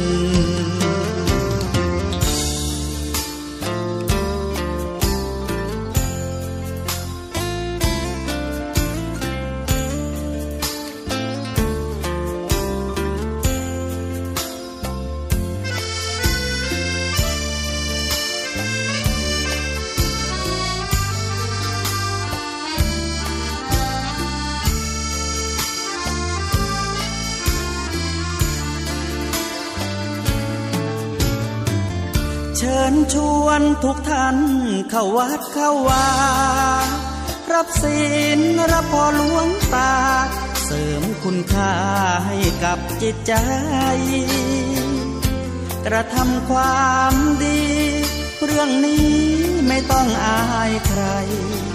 ว่างจากการงานเมื่อใดเชิญชวนท่านไปทำบุญกระทำความดีเรื่องนี้ไม่ต้องอายใครฝากเพลงเชิญชวนหญิงชายอย่าอายเรื่องการทำบุญ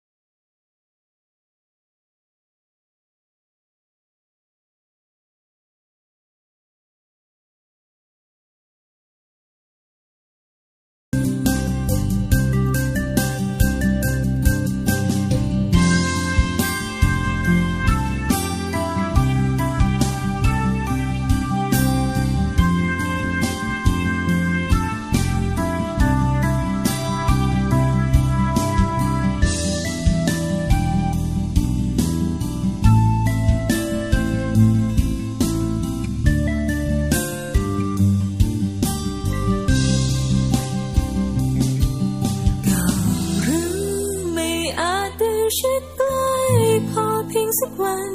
ลูกก็ไม่เคยหวั่นจะผูกพันกางกายไว้มันฝึกใจเราให้ผ่องใสเมื่อใครคนหนึ่งคนนั้นอยู่ในศูนย์กลางกายพบกันเหมือนดังคำพ่อเคยเอ่ยทุกบุญทุ่มเทไม่เปลี่ยนพันจะทำด้วยความปิติใจนึกถึงศูนย์กลางกายเรื่อยไปเหมือนดังใจพ่อเฝ้ารอร่วมสร้างบุญไปอย่างนี้ไม่มีนายทุ่มสังบารมีสุดใจไม่มีวันเราจะพบกันที่ตรงนั้นกลางของใจ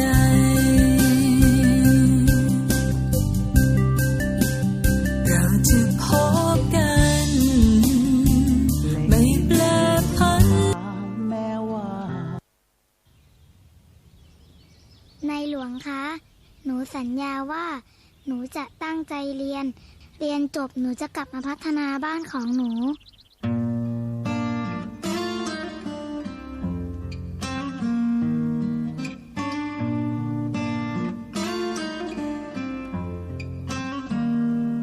ตั้งแต่เล็กยังเคยได้ถามแม่ว่า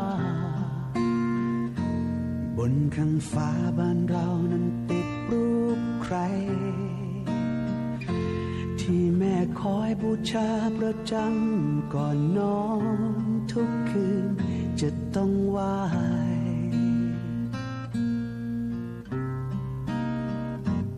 แม่ตอบว่าให้กราบรูปนั้นทุกวันท่านเป็นเทวดาที่มีลมหายใจที่เรายังพอมีกินอย่างวันนี้ท่านดูแลคนไทยมานานเหลือเกินให้จำไว้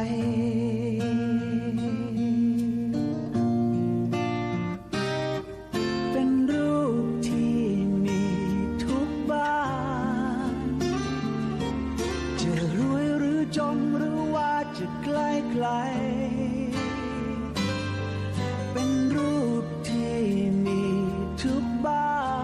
นด้วยความรักด้วยภักดีด้วยจิตใจ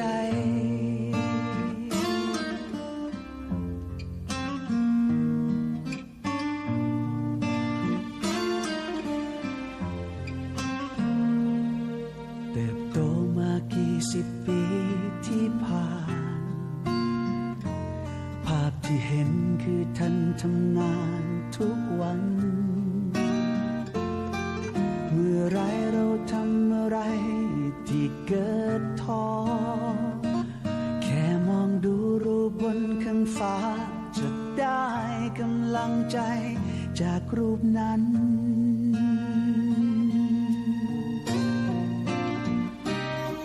เป็นรูปที่มี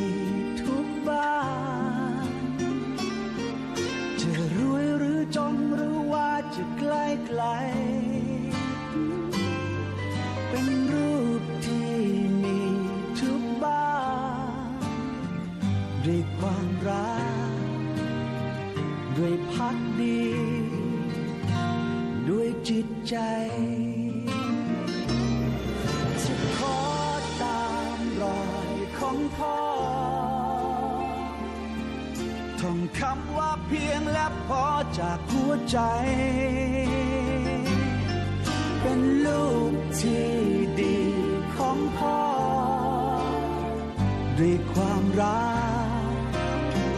ด้วยภักดีจะขอตามรอยของพ่อท่องคำว่าเพียงและพอจากหัวใจเป็นลูกที่ดีของพ่อด้วยความรักด้วยภักดี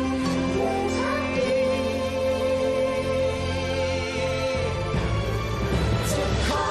ตามรอยของพ่อท่องคำว่าเพียงและพอจากหัวใจเป็นลูกที่ดีของพ่อด้วยความรักด้วยภักดี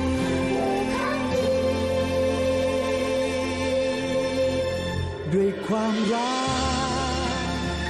ด้วยภักดี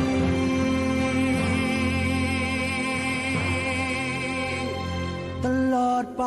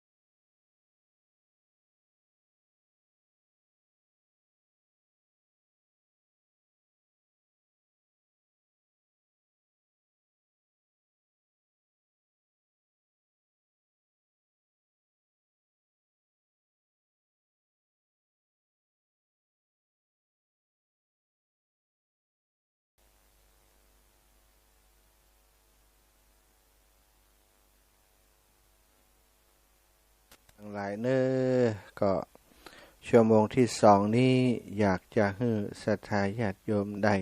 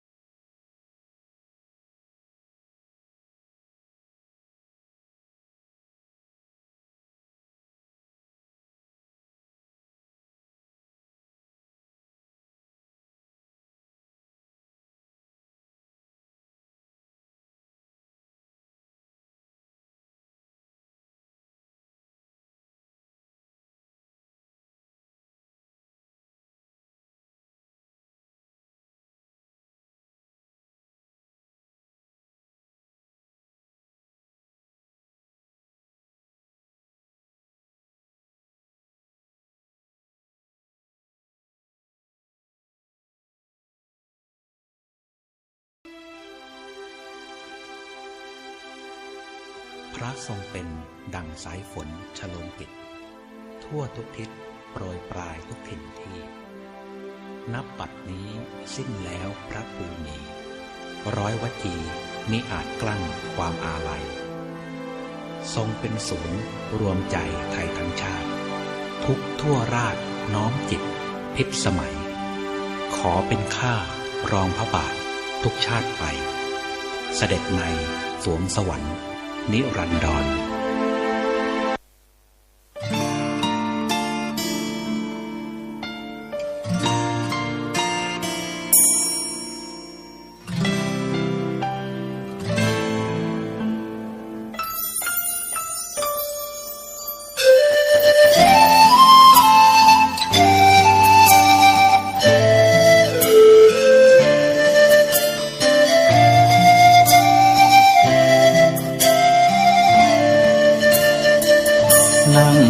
เทียนชัย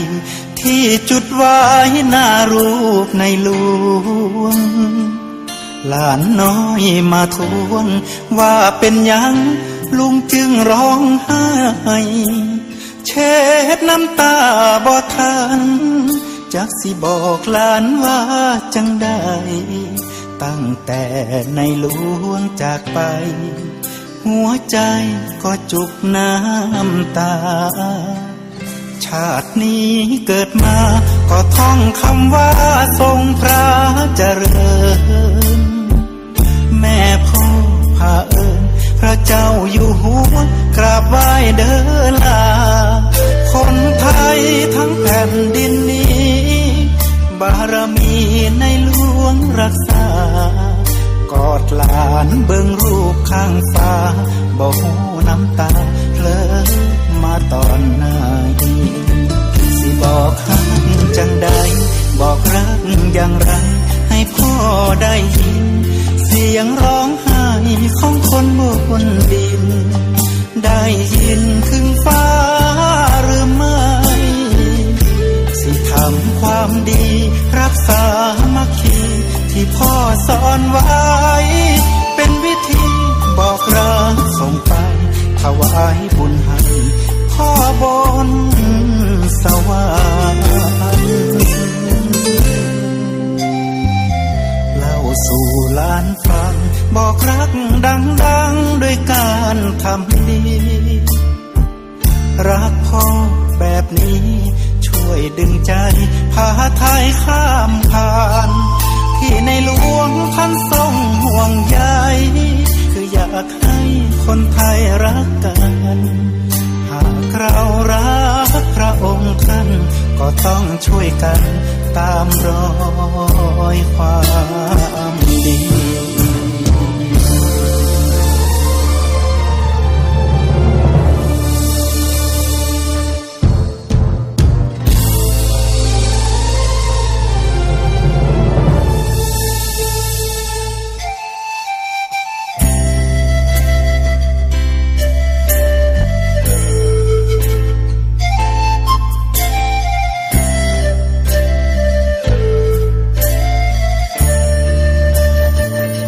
บอกฮักจังใด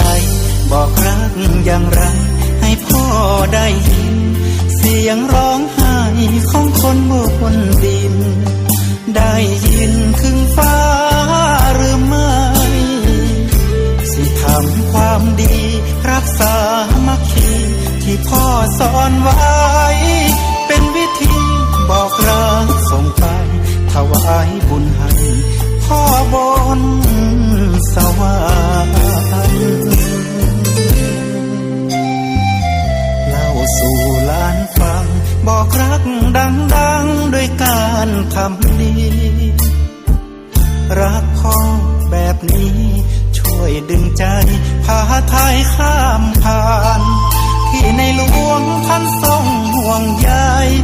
คืออยากให้คนไทยรักกันหากเรารักพระองค์ท่านก็ต้องช่วยกันตามรอ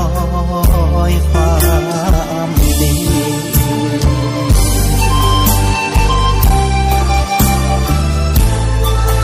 หากเรารักพระองค์ท่าน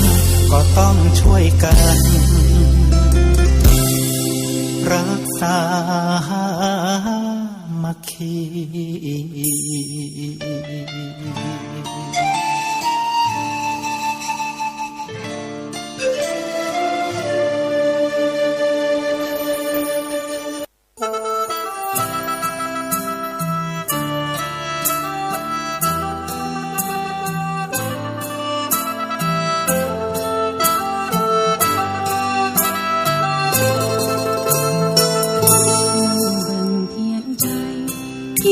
จุดไว้หน้ารูปในโลกหลานน้อยมาทวงว่าเป็นยังนะจึงร้องไห้เช็ดน้ำตาบ่ทันจักสิบอกหลานว่าจังไดตั้งแต่ในหลวงจากไปหัวใจก็จุกน้ำตาชาตินี้เกิดมาก็ท่องคำว่าทรงพระเจริญแม่พ่อพาเอิญพระเจ้าอยู่หัวกราบไหว้เด้อละคนไทยทั้งแผ่นดินนี้บารมีในหลวงรักษากอดหลานเบิ่งรูปทางฟ้าบ่รู้น้ำตาเพิ่นตอนไหนสิบอกรักจังใดบอกรักอย่างไรให้พ่อได้ยินเสียงร้องไห้ของคนบนดินได้ยินถึงฟ้าหรือไม่สิทำความดีรักษามัคคีที่พ่อสอนไว้เป็นวิธีบอกรักส่งไปถวายบุญพ่อบนสวรรค์เล่าสู่หลานฟังบอกรักดังๆด้วยการทำดีรักพ่อแบบนี้ช่วยดึงใจพาไทยข้ามผ่านที่ในหลวงท่านทรงห่วงใยคืออยากให้คนไทยรักกันหากเรารักพระองค์ท่านก็ต้องช่วยกันตามรอยความดี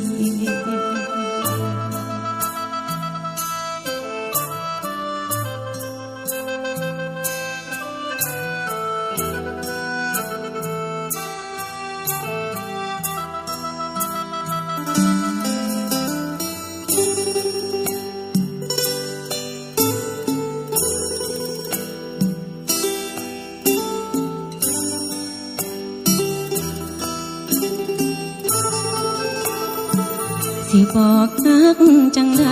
บอกรักอย่างไรให้พ่อได้ยินเสียงร้องไห้ของคนบนดินได้ยินถึงฟ้าหรือไม่สิทำความดีรักษามัคคีที่พ่อสอนไว้เป็นวิธีบอกรักส่งไปถวายบุญพ่อบนสวรรค์เล่าสู่หลานฟังบอกรักดังๆด้วยการทำดีรักพ่อแบบนี้ช่วยดึงใจพาไทยข้ามผ่านที่ในหลวงท่านทรงห่วงใยคืออยากให้คนไทยรักกันหากเรารักพระองค์ท่านก็ต้องช่วยกันตามรอยความดี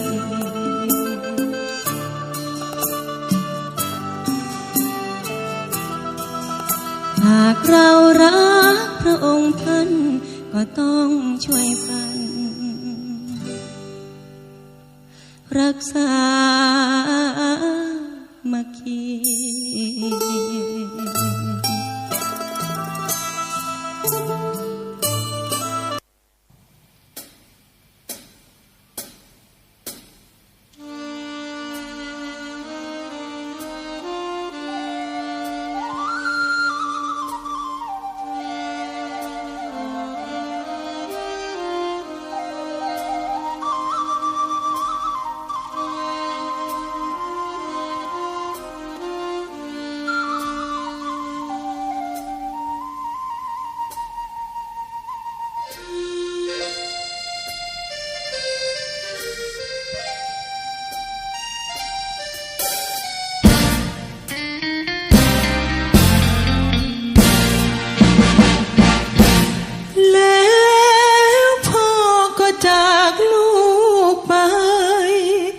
จากไปไม่เอ่ยคำลาแม้ทำใจเอาไว้ล่วงหน้าถึงเวลากลั้นน้ำตาไม่ไหว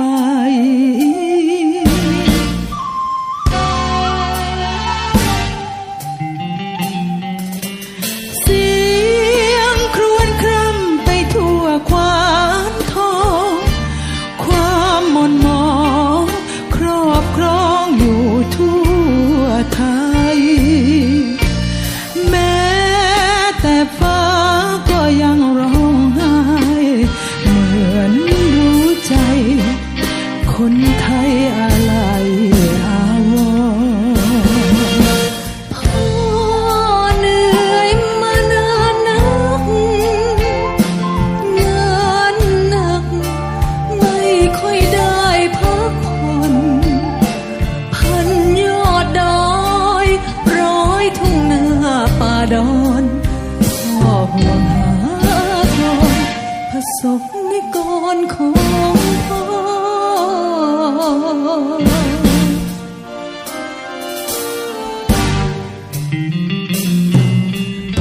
นับตั้งแต่นี้ต่อไปคงไม่ได้เห็นหน้าพ่ออีกหนอด้วยผลบุญพ่อก็เป็นสะพานทอดรอนำพ่อสู่สวงสวรรค์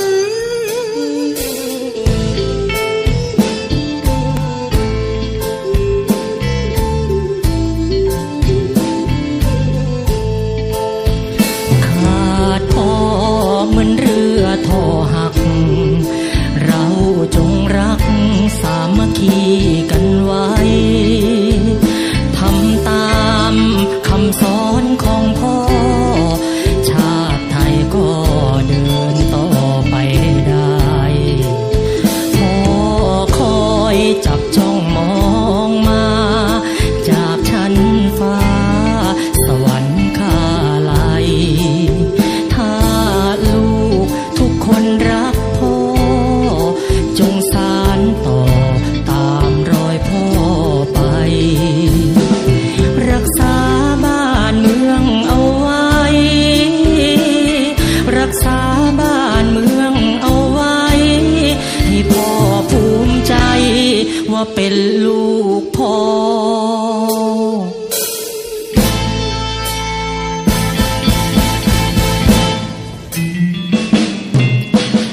นั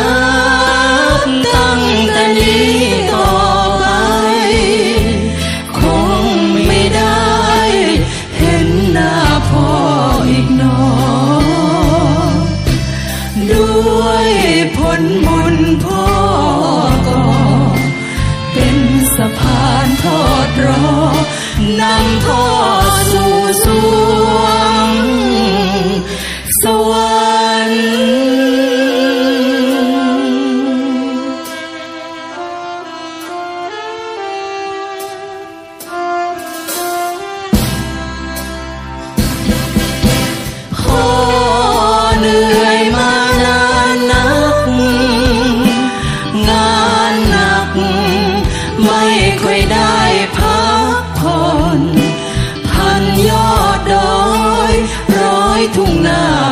ดอน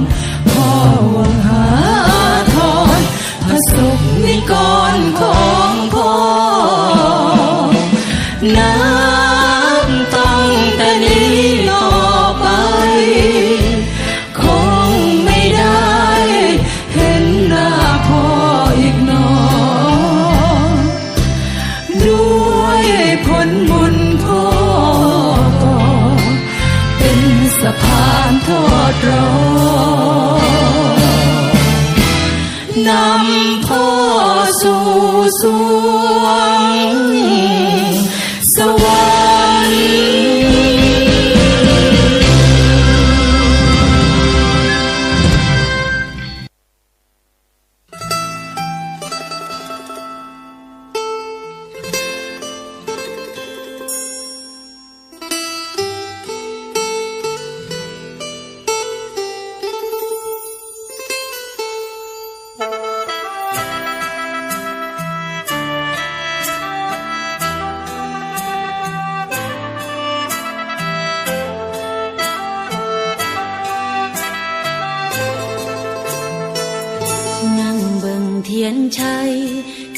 จุดไว้เนื้อรูปในหลวง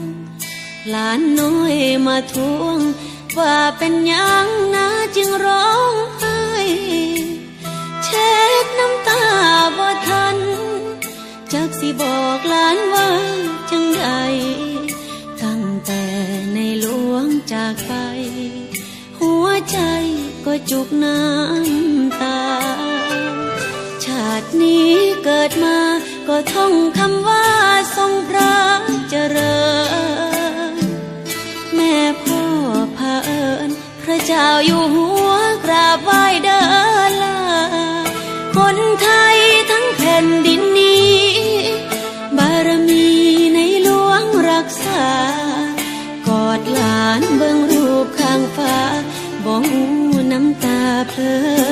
มาตอนให้สิบอกฮักจังใด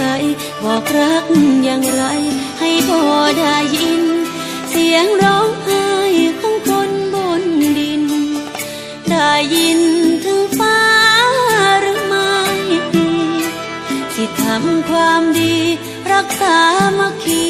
ที่พ่อสอนไว้เป็นพิธีบอกรักส่งไปถวายบุญ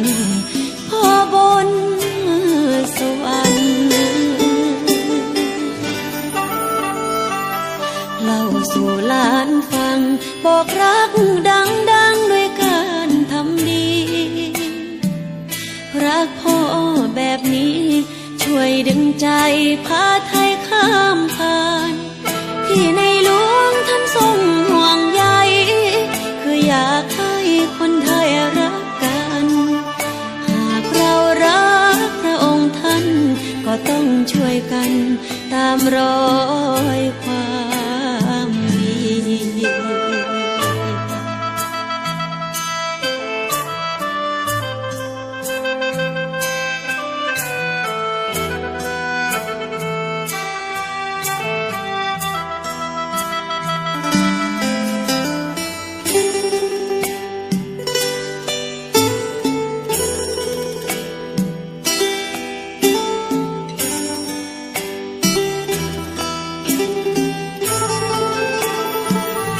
บอกฮักจังใด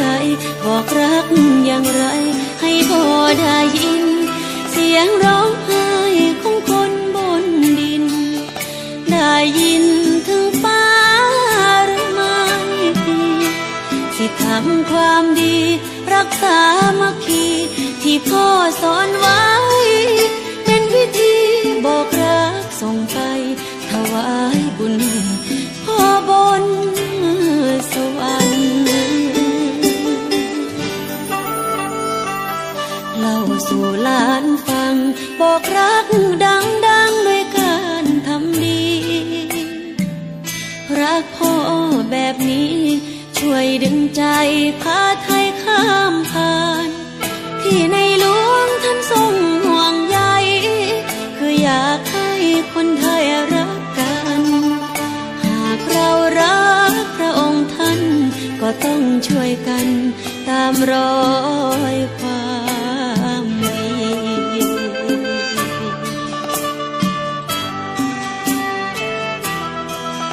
หากเรารักพระองค์ท่าน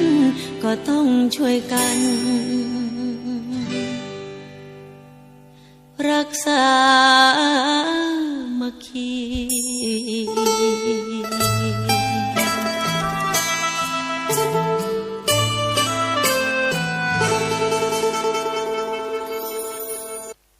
ศรัทธาสาธุชนคนดีทั้งหลาย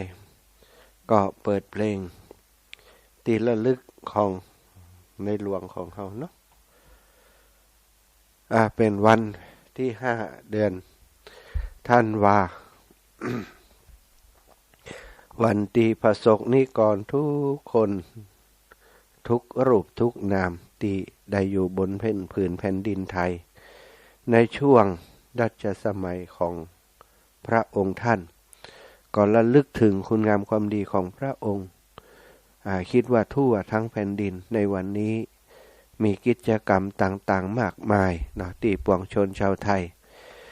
ทำเพื่อพระองค์ท่าน ตั้งแต่ตอนเจ้าเนาะแต่ละที่แต่ละแห่งส่วนราชการในส่วนกลางกรุงเทพมหานครจังหวัดต่างๆจังหวัดตั้งผู้ว่าราชการจังหวัดแล้วก็ตั้งอำเภอต่างๆก็ทำกิจกรรมเพื่อน้อมระลึกถึงพระคุณของ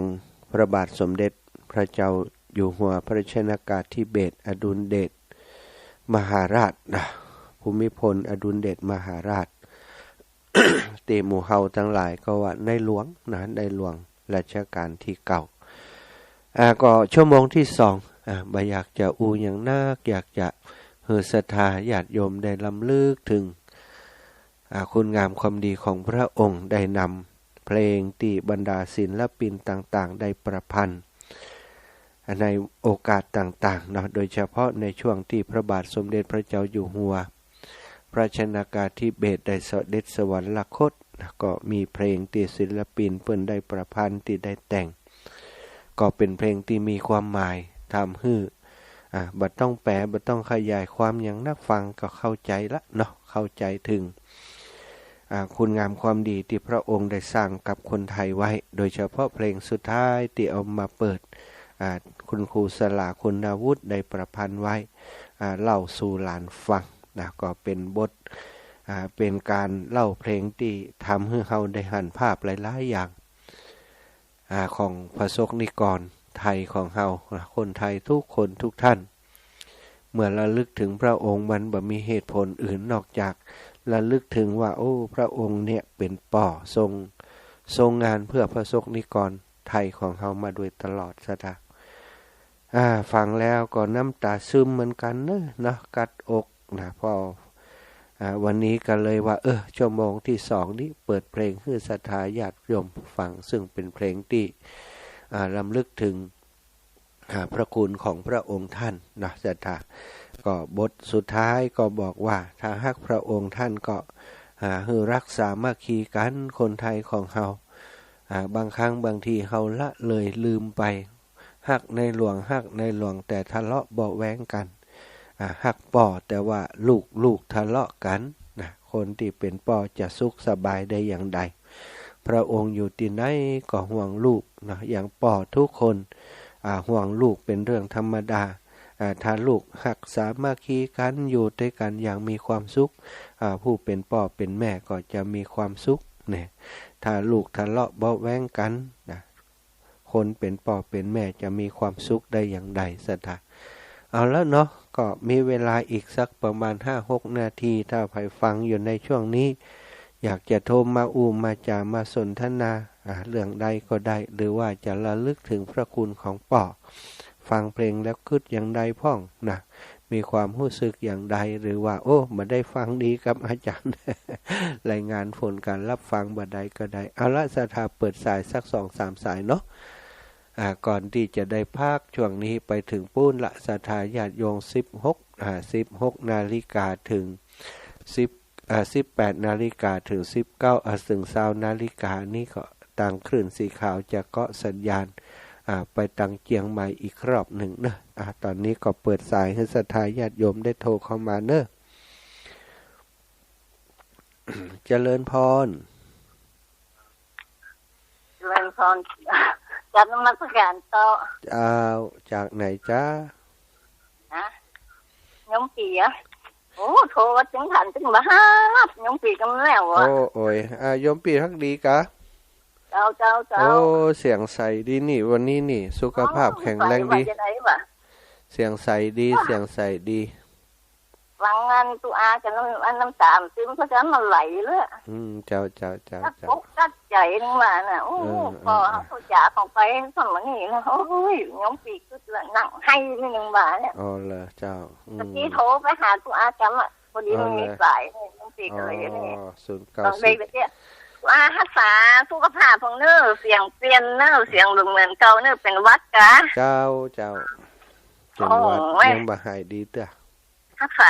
ตัวเก่าอันสิ่งไหนที่งานไหนที่ไปได้ก็ได้ที่ไปมันได้ก็รักษาตัวเก่าเวลาเจ็บหรือป่วยมันจะมีไข้มาพอน่ะเจ้า ขอบคุณขอบคุณผลงานวัดบรรพตสถิตเนาะพอดีโทรหายน้องคำทุกเขาก็ว่าถูกตั้งของทานไหนเอาไอ้ปีอันนี้ปีจะหอมใส่สู่ไปเนอะเดี๋ยวถ้าอันจันสมมาแอลบ้านก็จอดตั้งไอ้เนาะเจ้าปีบอกตัวอาเตอร์วันยงปีคิดถึงตอนที่ตกหลังคาก็โทรไปหาพอดีน้องแอมฮับวางแอมบอกตัวอาเนอะวันยงปีเป็นห่วงเนอะจะไปห่มนะเวลาเขาเนี่ยยังยงปีเนี่ยพอประเดี๋ยวเนี่ยขึ้นแล้วน้อยใจไปไหนกำได้อยู่นี่นะเจ้าปีอยู่แต่บ้านเนี่ยเดี๋ยวกุมภาเนี่ยไปนอนโรงพยาบาลเนี่ยไปผ่าตัดตามเลยเจ้ามกราเนี่ยอยู่ทำไมจ้าหมอโอ้ยความดันบัลลงติดกับตัวอาฝงให้ฝ่ายมันหุ่นเนี่ยได้กินยาจึง3 ขาบเข้าหมอกนอนเห็นเม็ดเนาะเจ้าดูแลตัวเองเหมือนกันเนอะมีโอกาสจะแวะไปหาเนอะยังเป็นได้สัตว์มาเจ้านี่มาเจ้านี่ไปบิณฑบาตเจ้าถึงหนอง5 ยมปีเจ้าโอ้ยถึงต้นหูกวางมานี่มันกับเหล่าหูฟังจะได้สว่าอย่างมาเอา2จิ้นโซ่จ้ะเปิดทำป้าเขากล้าเจ้าแต่ยงปีได้ยินตัวก็ฟังอยู่น่ะถึงฟังอยู่น่ะบ่ใจบ่ฟังน่ะก็ว่าก็ฟังพอดีไฟมันดับไปปุ๊บเกิงปุ๊กลางบ่หัวอย่างเป็นอย่างออกไปเจ้าสาธุเนอะจ้าไม่ยากสบายดีกว่าเจ้าจ้าสบายดีทุกคนสบายดียมปีสบายดีทุกคนแหละเจ้าโอ้ตัวยมปีเป็นห่วงนะบางคนต้องเป็นห่วงกันแต่ยมปีเป็นได้ใจนี่ถ้ายมปีหายยมปีจะไปอยู่วัดสวยปียมปีจะไปเที่ยววัดเทวะอยู่บนดอยกันอยู่วัดดอยวัดอันวัดบรรพต สามัคคีปุญญาลามหน่อยยมปีจะไปเที่ยวไปกวดทางถ้วยหลังจองละจ้าเขาชอบงานอย่างนี้นะแต่เขาบอกหน้าเนี่ยเขาขออยู่เบื้องหลังขออยู่ตรงหลังภาพตัวเองเอาแล้วนะมันต้องผ่อนบ้านหักหลังหัวสบายของหายโวยเนอะสาธุค่ะขอบคุณเลยล่ะอยู่วัดบรรพตเนี่ยเจ้าจ้าที่ยังว่าอยู่ต้องฝ่ายเห็นฝ่ายอย่างฝ่ายเห็นเปิดฟังรายการจ้าสาธุค่ะเดี๋ยวก่อนถ้าบ่าวมามันจะไปเอาหาเติมหาอยู่เนอะสาธุจ้าหลวงตากฤษถวายความเคารพครับหลวงตาหมดเวลาแล้วใกล้ละจ้าไอ้2 นาทีปลายๆแล้วนะเนี่ยจ้าอาจารย์หมดหน้าที่เราก็หมดลมอ่ะเนาะจ้าสาธุยังมีลมหายใจอยู่อะไรก็ทั้งนั้นมีอะไรไม่ตัวที่ไหนกันเนาะจ้าอยู่ธรรมชาติก็ไปกันแล้วกันสาธุครับผมหลวงตามาปิดท้ายรายการให้เนาะแล้วเนอะศรัทธาญาติโยมเวลาหมดเวลาก็คงนำรายการจากลาศรัทธาไปด้วยเวลาเพียงเท่านี้ขอความสุขสวัสดีจงมีแก่ศรัทธาสาธุชนคนดีทุกท่านทุกคนเนอจัตตารโอธรรมาวัฏันติอายุวันโนสุขังพระลา